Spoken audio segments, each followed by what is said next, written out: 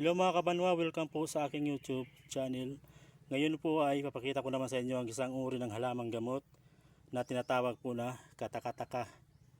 Sa English, tinatawag po ito na miracle leaf or life plant. Katakataka. Grabe no? Kataka kasi tumutubo siya sa mga bato. Bato po ito, yan o. Yan, bato. Mayroon pa dito, katakataka plant to, ang dami o. Tumutubo siya sa bato mga kabanwa oh. Alam niyo ba kung paano gamitin ang halamang gamot na ito? Halimbawa po, masakit yung ngipin nyo, namamagaan yung pisngin nyo, ang gagawin nyo lang ay kukuha kayo ng isang dahon, tapos dikdikin nyo, tapos ilagay nyo dito sa namamaga na pisngi para po matanggal yung kirot, yung sakit, tapos yung pamamaga matanggal. Yan po yung ginagawa namin dito sa probinsya namin mga kabanwa, sa halamang gamot na ito. Tinitik-tik tapos nilalagay sa pisngi.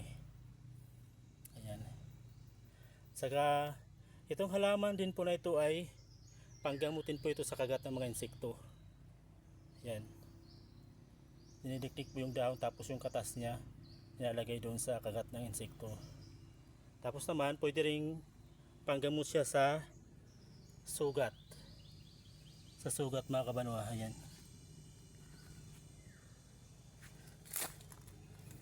Grabe, di ako makapaniwala oh. Yung halaman na to ay tumutubo sa bato. Grabe no? Ayan oh. Bato. Bato yan oh. Bato, walang lupa yan, pero tingnan nyo naman.